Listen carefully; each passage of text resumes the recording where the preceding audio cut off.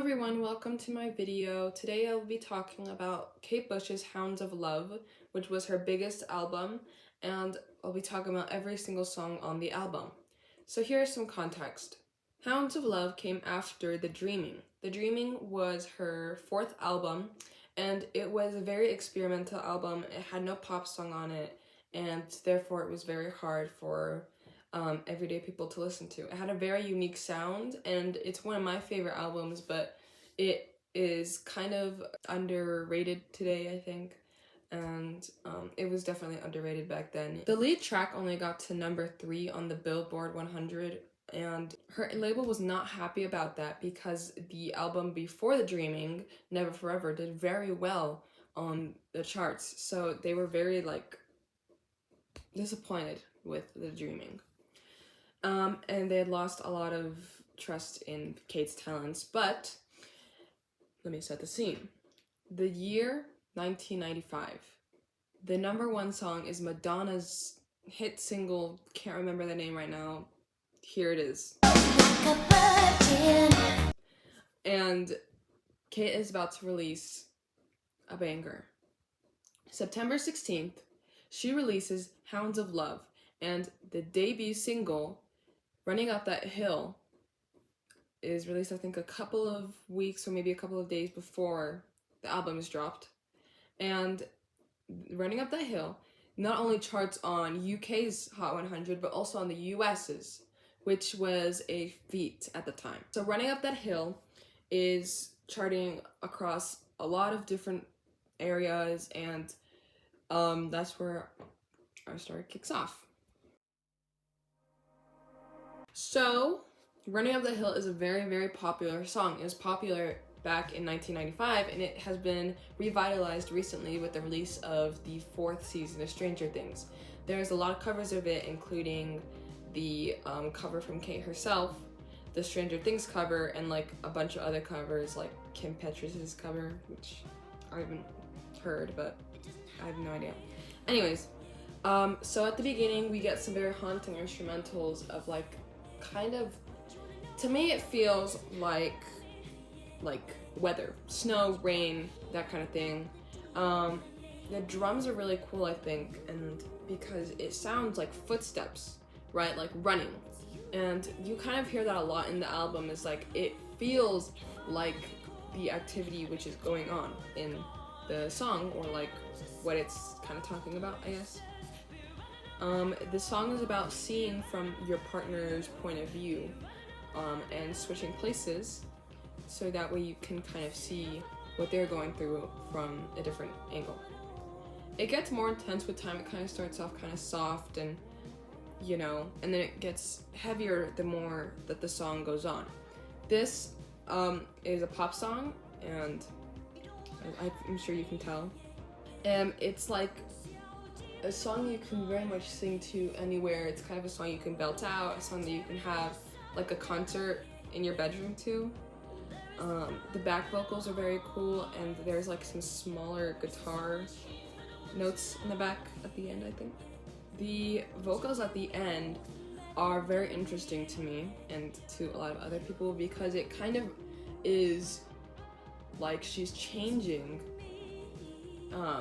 places with this person as the song is going on, and at the end you can hear their voices mixed together.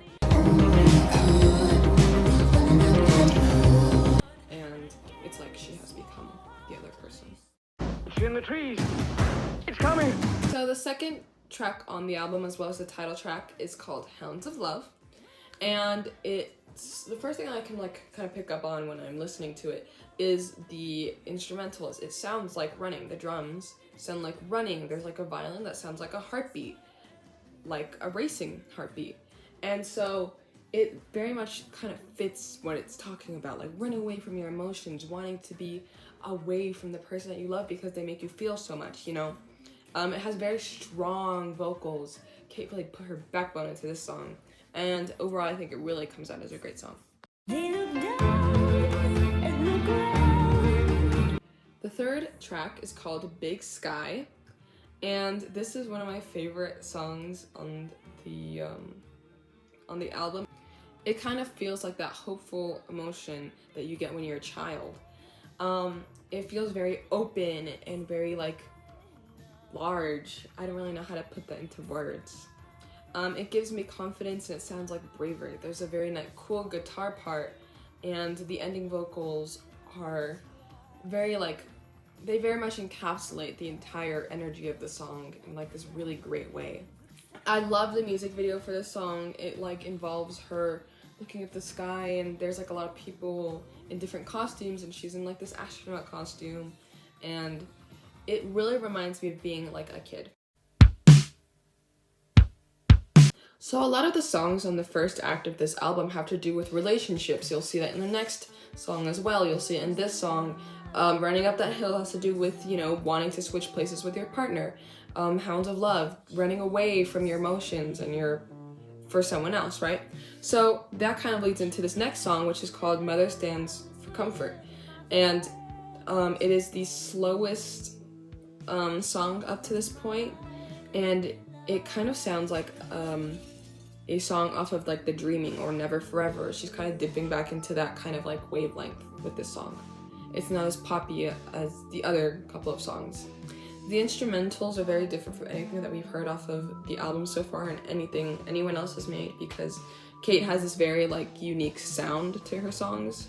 There's like a lot of vocals on the second half of the track, and there's like these like groaning kind of like kneading for like from like 2 minutes and 30 seconds to like the end of the song.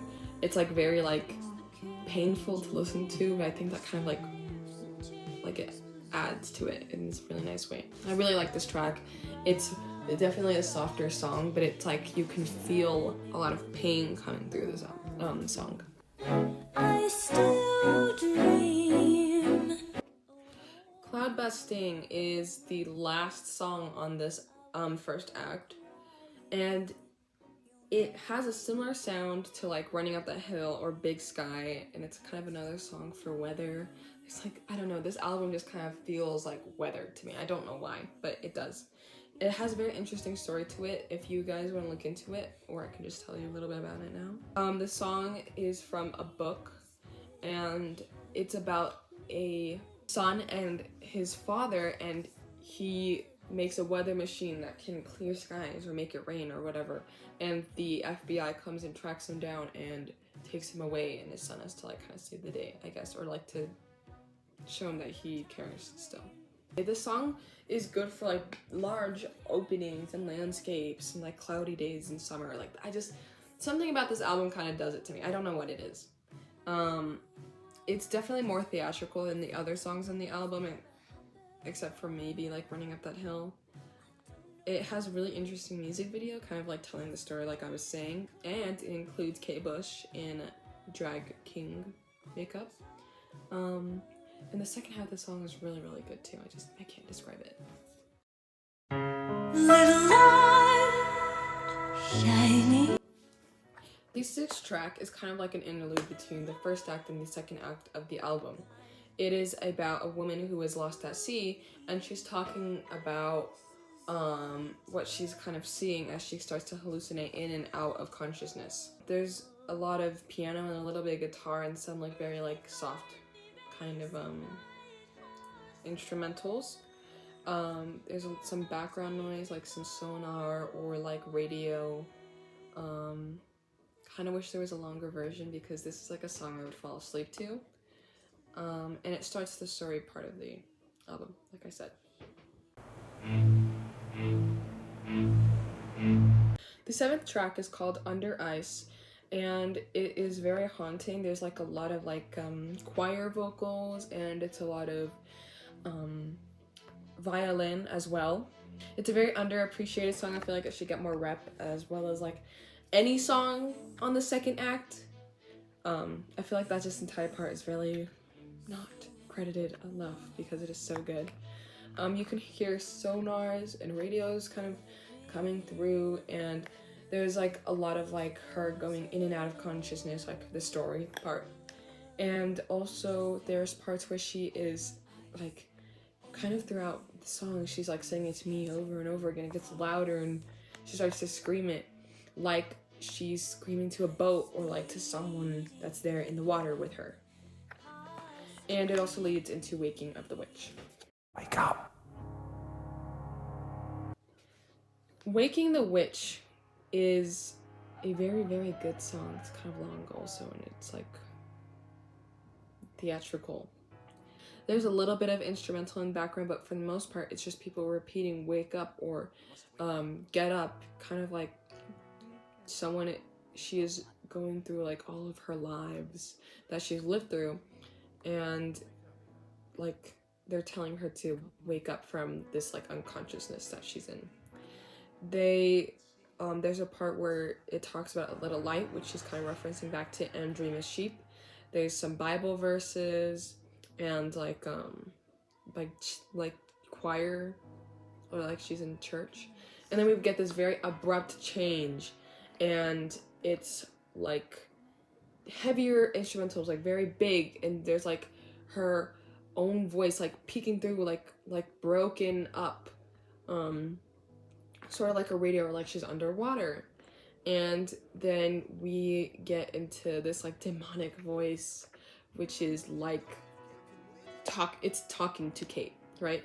And then there's some Latin Bible chanting throughout the song, and there's like a lot of Bible talk because this is the witch, right? So they're going to burn her. This is like she's living through her past life where she was a witch.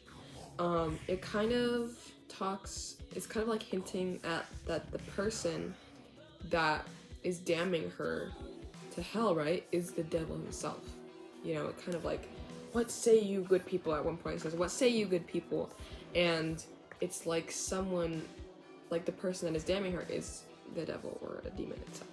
At the end, there's like helicopters. It's like she's being stormed by helicopters, and they're kind of like talking to her, but she can't wake up. So this is a very interesting track.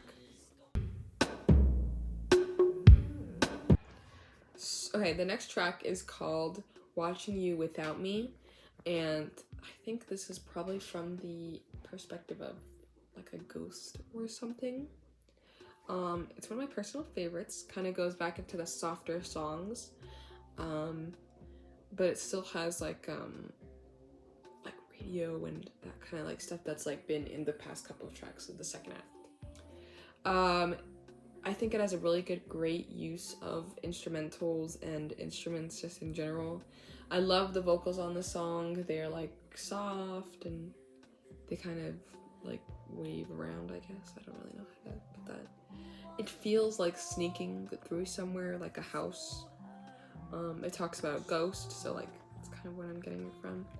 There's a part in the song where there's this very like abrupt kind of like that choppy radio or like underwater kind of like voice comes back in from like from the previous track, and it kind of comes in through the end, and there's like radio, you know, that kind of stuff that's been going on in like the last couple of tracks, but it's like very abrupt and it doesn't really fit in with the song because the rest of the song is super soft.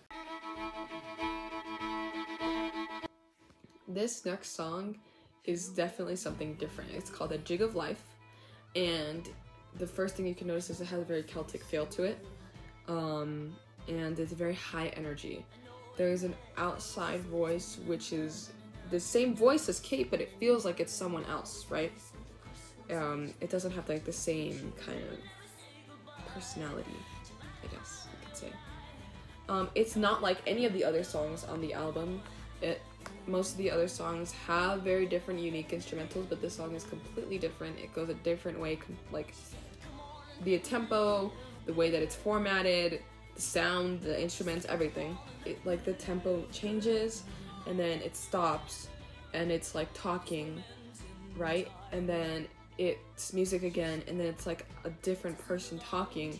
It's a man, and there's like church chanting, and the tempo changes a lot in this song, but I think it's like so good because it's like a lot of energy, and I just really love this song.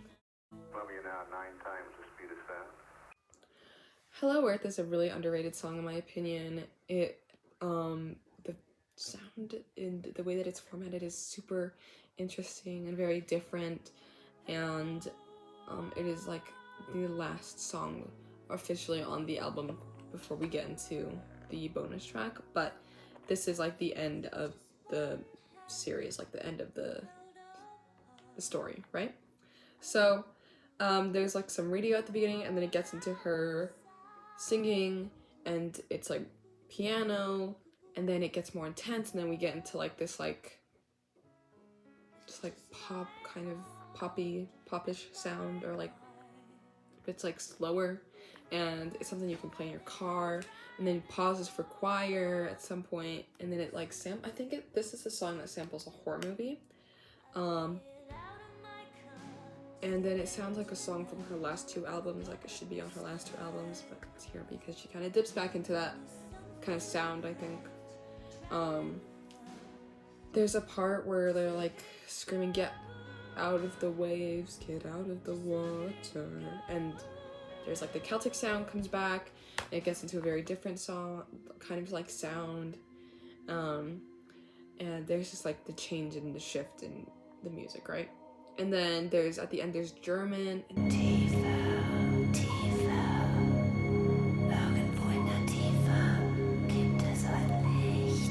there's like this very, for like the last 2 minutes of the song, it's like very ominous, and it's like there's not a lot of instruments, and there's no singing, and then there's like German, she's like whispering in German, and then there's a sonar again. So the last song is called The Morning Fog, and it's the bonus track, and it's a very fun start, and it's like, I don't know, it kind of feels like you're in a pool, or like you can write in your journal to this song. I like the background vocals, it's just like Kate doing her thing. I really enjoy this track for a bonus track. I don't know if it could be on the album as a whole, which is why I think it goes well as a bonus track. But it's just very soothing and very nice. I think it's a light-hearted end to this album, because it gets pretty dark at some points. Touch me, so easy to leave me. Thank you so much for watching my video. I really enjoy making these videos about albums that I enjoy. And I'm thinking about doing Ethel Cain's Preacher's Daughter next, because it has a really interesting story to it. It is a concept album, and I find it really interesting. I also find Ethel Cain's music to be very interesting. So if you'd like to see that, let me know. If you want to see anything else, also let me know, because I am down for anything. So thank you so much for watching. See you later. Bye.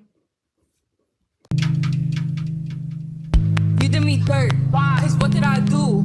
Like, I fucked on your bro. Like, I cannot choose no love and a smooth. Bitch, I am